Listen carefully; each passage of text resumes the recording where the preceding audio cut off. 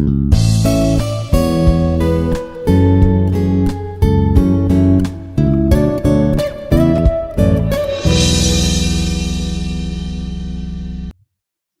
to the session. I am Dr. S. Anusha Kathyayani, Assistant Professor in Department of Chemistry, Institute of Aeronautical Engineering, Hyderabad. Today, we are going to see the questions from the Module 2, which is the water and its treatment. So, we are going to explore the more questions from this module.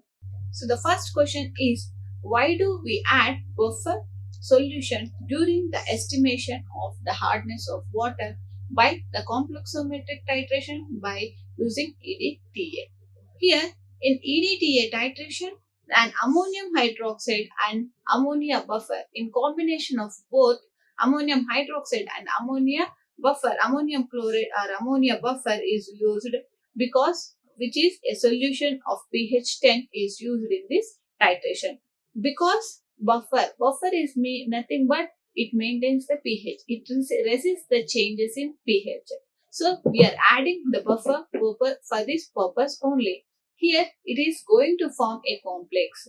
So we have to maintain a pH. So it should be a constant pH. So we are adding the buffer which is sodium hydroxide, ammonium hydroxide, ammonium buffer and ammonium chloride. So list the salts. Another question is, list the salts responsible for hardness. Write the disadvantages of using hard water in industries. So coming to this, the temporary hardness is generally caused by the carbonates. So the carbonates and bicarbonates of the calcium and magnesium causes the temporary hardness, while permanent hardness is generally caused by the chlorides, phthalates and sulfate salts of calcium and magnesium. So explain the principle and experimental procedure for the determination of total hardness of EDTA method. So first thing, the EDTA is a complexometric titration. Here we are using the EDTA salt which is called disodium salt of EDTA. So it is a complex structure which is having CH2 bond which is connected by a ethylene diamine. Here this is diamine, this is diamine, CH2N, this is one diamine. Here the ethylene.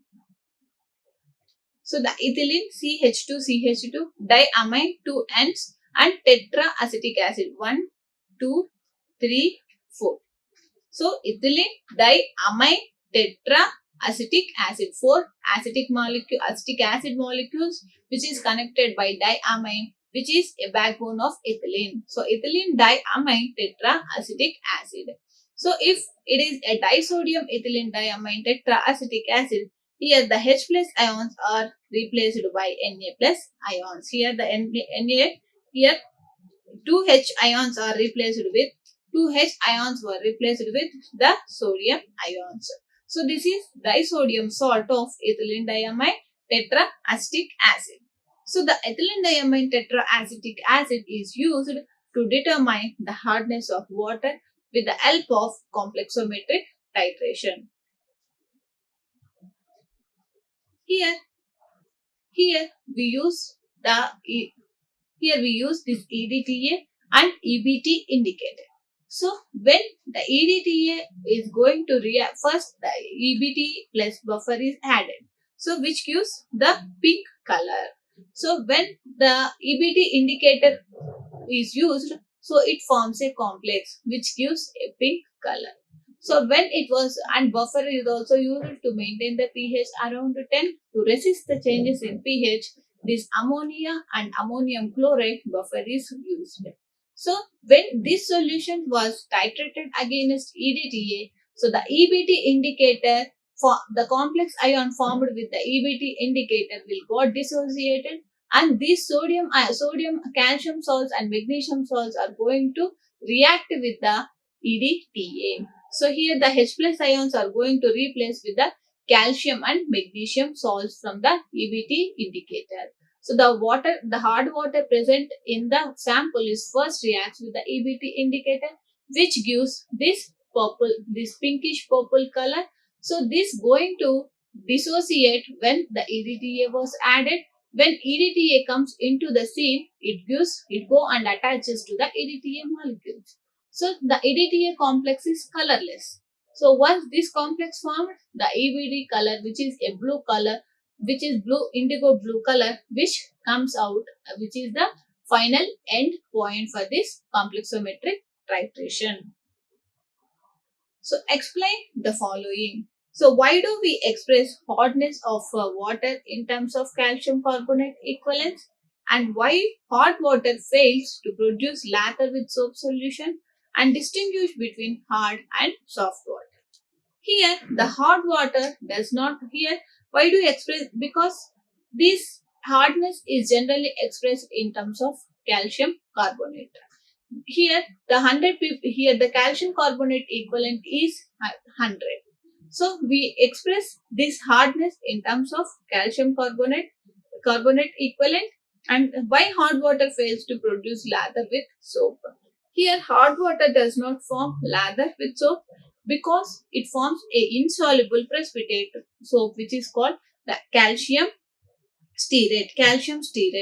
So this is formed, which is a insoluble soap. Here, this is the sodium stearate from this is from the soap. When reacts with the hot water, this sodium is replaced with calcium. So this calcium will go and replace the sodium. What happens? It forms a insoluble curd precipitate, which is called a calcium stearate, and results in the formation of 2NaCl. So again, if it is the calcium chloride, if this hard water acts as a source of calcium and magnesium. So again, this sodium stearate from the soap reacts with the magnesium sulfate. Here, the magnesium go and replaces the sodium, which results in the magnesium stearate, which is nothing but a curdy precipitate, which does won't give the lather. So and also Na2SO4. So this is the reason we are not getting lather with this soap. Instead of lather, we will get this precipitate, which is insoluble curdy precipitate. Here, between hot water, the water which gives lather is called the soft water, which won't give lather with the water is called the hot water. This is the reason, because the insoluble curdy precipitate is formed. So this is hot water. What are the specifications of potable water? First, potable water is nothing but the drinking water. So the explain breakpoint chlorination of water. Here the specifications are: the water should be clear, colorless and odorless. So the before drinking it should follow this specification. The turbidity should not exceed 10 ppm or NTU nephelometric turbidity units, and the total dissolved solids TDS in the water, it may be a sulfates, it may be a chlorides, it may be a carbonates, it may be a bicarbonates or phthalates. So the total dissolved solid content in the water should not exceed 500 ppm. So less than 500 ppm is recommended for drinking purposes. So the hardness of water must be 125 ppm and the pH must be 7 to 8.5. So it should be in the range of 7 to 8.5. So the water should be free from heavy metals like mercury, lead, arsenic, chromium, manganese, and dissolved gases like sulfuric acid, sulfates, and hydrogen sulfates. So H2S, hydrogen sulfate, and SO2 sulfates. The water should be free from any pathogenic microorganisms, which are the main cause for disease causing. Here, this is the break point. It is explain break point chlorination of water. Here the chlorine is added, the chlorine residual, the iron manganese nitrate, and ammonia, which forms trihalomethanes and monochloroamine. So here the break point at which the chlorine start releasing, the chlorine residual stops, we have to stop the chlorine adding. So this is the break point for chlorination of water. So discuss the principle and the process involved in the purification of water by a reverse osmosis technique. How seawater is purified by using this technique. Generally, reverse osmosis is the opposite of the osmosis. For here in this process, the hydrostatic pressure is applied in excess of osmotic pressure is applied on the surface On the concentrated side, the solvent is allowed to flow from higher to low. So the solvent is flow used from concentrated side to dilute side across the semi-permeable membrane. This is the principle of reverse osmosis. So in osmosis, it will naturally happen. Here we are applying the hydrostatic force on it. So from higher to lower, here we are applying the pressure on it. In the osmosis process from lower to higher, it naturally moves from lower to higher region. Here from higher to lower region, here we are applying the hydrostatic pressure. So thus in reverse osmosis, a pure solvent which is water is separated from its contaminants rather than removing the contaminants from water. This membrane filtration is called a super or hyper filtration. Even seawater can also be filtered because by this process. Here we are not removing the contaminants from the water. We are removing or extracting the pure solvent, pure water molecule from the contaminants or salts. So the numerical problems on permanent hardness using EDTA method.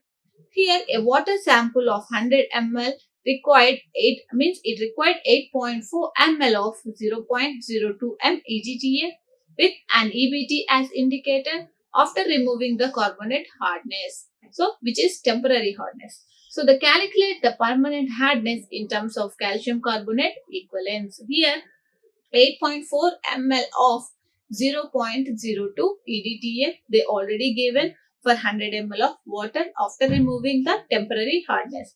As we know, the carbonates and bicarbonate hardness is due to the temporary hardness. Here the formula M1V1 equal to M2V2. So the M1 is EDTA and M2V2 is from this side is EDTA and this side is water. Here in M2 equal to, here we are going to find the molarity of EDTA, which is M1V1 by MV2. Here M1 is EDTA molarity, which is they given as 0.02. Here 0.02 into 8.4 ml they already gave, divided by 100 ml of water, which gives 0.00168 of m of EDTA molarity. Here, they calculate the permanent hardness. So, the permanent hardness in terms of calcium carbonate equivalent equal to 0.00168 into 100 into 1000. This is calcium carbonate equivalent into, this is 1000 per ppm, is 168 ppm is the answer. Here 168 ppm is the answer for this reaction. So another example on the temporary and permanent hardness in order to calculate the equivalence, calcium carbonate equivalence. The second question is 200 ml of hot water require 30 ml of 0.02 m EDTA with ammonium chloride and ammonium hydroxide as buffer and EBT as an indicator. So the another 200 ml of the sample is boiled for about half an hour. After filtration, the precipitate, the volume of the filtrate is made up to 200 ml again. So again it was boiled and again it was made up to 200 ml by the addition of distilled water. So the 20 ml of this boiled sample, it requires 5 ml of 0. Here they already gave the M1V1. 5 ml and 0.01 m EDTA following the same procedure. So we are going to calculate the temporary and permanent hardness of this water. Here again M1V1 is equal to one side is water and another side is EDTA. Here again we are going to find out the M1, which is M2V2 by V1. Already M2 is they given like 0.02 m. It's given into 30, which is 30 ml of water divided by 200, which gives 0.003 molarity of EDTA. So the strength equal to molarity into molecular weight. Here 0.003 into 1000 into 100 gives rise to 0.3 gram per liter. Here the total hardness is 0.3 into 1000, which is nothing but the 300 mg per liter. So for coming to the boiled water, so M1V1 boiled water and M2V2 EDTA. Again we are going to see the M1 for boiled water. Here M2V2 by V1. So M2 is 5 ml and into 0.01 divided by 5 into 0.01 divided by 20 ml. So here 0.01 into 5 divided by 20, which gives 0.0025 molarity of boiled water. Again same, the strength is equal to molarity into molecular weight. Here the molarity is 0.0025 into molecular weight is 100, which is nothing but 0.25 gram per liter. Here the permanent hardness is 0.25 into 1000 equal to 250 mg per liter. This is the total hardness and this is the permanent hardness. Here we know the total hardness is both temporary and permanent hardness. The total of temporary hardness and permanent hardness. So here the temporary hardness is then equal to total hardness minus permanent hardness will give the temporary hardness. Here we got 300 and 250. So the 300 minus 250 will give the temporary hardness of 50 mg per liter of or ppm of hardness, which is the calcium carbonate equivalence. So the 1 gram of calcium carbonate was dissolved in the solution was diluted to 1 liter. The 100 ml of this solution is required 20 ml of EDTA solution. Here, the 1 gram of calcium carbonate was dissolved in dilute hydrochloric acid HCl and the solution was diluted to 1 liter and 100 ml of this solution is required 20 ml of EDTA solution while 100 ml of water sample requires 10 ml of EDTA solution. So on the other hand, 100 ml of boiled water when titrated against the EDTA, it consumed 5 ml of the solution. So we are going to calculate total permanent and temporary hardness of water sample by using these values. So first 1 gram is equal to 1 liter equal to 100 mg. This is the interconversion. This is the 1000 ml, 1 ml of soft or hot water is equal to 1 mg of calcium carbonate. Here the 20 ml of, here we can see the 20 ml of EDTA required is equal to 100 ml of water, hot water. So 100 into 1 mg of calcium carbonate is equal to 100 mg. Here 1 ml of EDTA, we can see here the 1 ml of EDTA required is equal to 100 divided by, if we see from the above, 1 ml of EDTA required is equal to 100 divided, this 20 will come here, 100 divided by 20 mg of calcium carbonate. So the 100 ml of hot water required is equal to, here they gave for 100 ml 10 ml of EDTA solution. So the 1 ml of hot water is equal to 10 divided by, here 10, the 100 will come here, 10 into 10 by 100 into 100 by 20 mg of calcium carbonate equivalence. So the 1 liter of hot water is equal to 1 liter. So again we are multiplying the same with 1000. We'll give 10 by 100 into 100 by 20 into 1000, which is equal to 500 mg per liter of total hardness.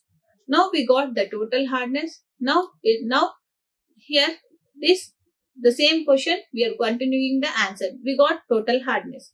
So for the boiled water permanent, the 100 ml of hot water required is equal to 5 ml of EDTA solution. So 1 ml is equal to 5 divided by 100 into, they give 100 into 20 mg of calcium carbonate, same as in the total hardness. Here again we are converted into 1 liter of water into 1000, which gives 250 mg per liter of water permanent hardness. So we got both total hardness and permanent hardness. As we know, the total hardness is a sum of temporary and permanent hardness. Now we got now we can calculate the temporary hardness by using the formula total hardness minus permanent hardness. So the temporary equal to total minus permanent, which is 500 minus 250, which gives rise to 250 mg, which gives the 250 mg per liter of hardness. So the another problem on temporary and permanent hardness is a sample of hard water contains the following dissolved salts per liter. So the magnesium bicarbonate, which is 14.6 grams 6 mg, and calcium bicarbonate, which is 16.2 mg, and calcium chloride 111 mg, and calcium sulfate 1.36 mg. Silica is 40 mg. The turbidity is 10 mg. Calculate the temporary, permanent, and total hardness of water in ppm and also in the degree Clark. As we know, the units of hardness in expressed in three types, which is ppm or mg per liter, or a degree Clark, or a degree French units. And degree of hardness is equal to the weight of hardness causing salts plus molecular weight of, here this is the formula. Generally the degree of hardness is calculated by using this formula. So the weight of hardness causing salts. So these are the salts they gave. So we are going to calculate by using the formula, divided by molecular weight of hardness causing salts into 100, which is the molecular weight of calcium carbonate. If we see here, temporary hardness equal to 14.6 into 100 divided by 146. Again, plus here 14.6, the weight of hardness causing salts. 14.6 is magnesium bicarbonate into 100 divided by the molecular weight plus 16.2 into 100 divided by 162, which gives 10 plus 10 is equal to 20 ppm. So the 20 ppm is again converted. This is the interconversion formula. So 1 mg per liter is equal to 0.07 degree Clark. So to convert from mg per liter to Clark, we have to multiply the result with the 0.07. So here 20 ppm into 0.07 gives 3.5 degree Clark. So to convert this Clark into degree Clark into degree French, we have to multiply the result with the 0.1. So for Clark 0.07, for French unit 0.1. So this gives 2 degree French. So the permanent hardness is equal to 111. As we know, these bicarbonates and carbonates causes the temporary hardness. That's why we took only magnesium and calcium in this calculation, 14.6 and 16.2. Whereas in permanent hardness, this calcium chlorides and sulfates. So the chloride sulfates here we took in the permanent hardness. So the 111 is into 100 divided by 111 plus 1.36 into 100 divided by 136, which gives 1000 plus 10, which is 110 ppm is the permanent hardness. Again 110 ppm into 0.07, which is 7.7, gives the degree Clark, and 110 into 0.1 will give rise the 11 degree French. So here another problem, which is water sample is collected from a water source in Telangana, which shows a problem of which shows the following analysis. So the magnesium bicarbonate is 14.6 and magnesium sulfate is 12 mg, and calcium bicarbonate 16.2, and calcium chloride and magnesium chloride and organic impurities of 100 mg. So determine the temporary and permanent hardness in ppm. Here, as we know, the temporary hardness is due to the carbonates and bicarbonates, and permanent hardness is due to the sulfates and chlorides. Here, the degree of hardness equal to total hardness, the weight of hardness causing salts divided by the molecular weight of hardness causing salts into 100, which is the molecular weight of calcium carbonate. Here the temporary hardness means we are going to consider both carbonates and bicarbonates.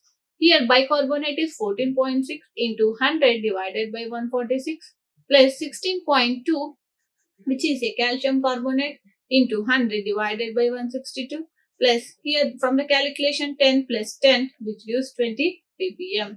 Here the permanent hardness is equal to 12 into 100 by 12 into 100 by 120 plus, which is the chlorides and sulfates. Here we can see the 12 and 22.2.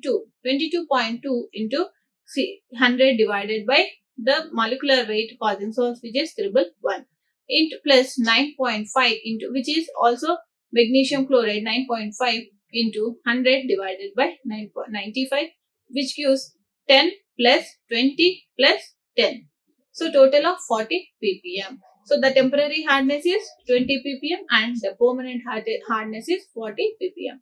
So if they ask to convert these units ppm into degree clerk, we have to multiply with 0.07, or degree French, we have to multiply with 0.1.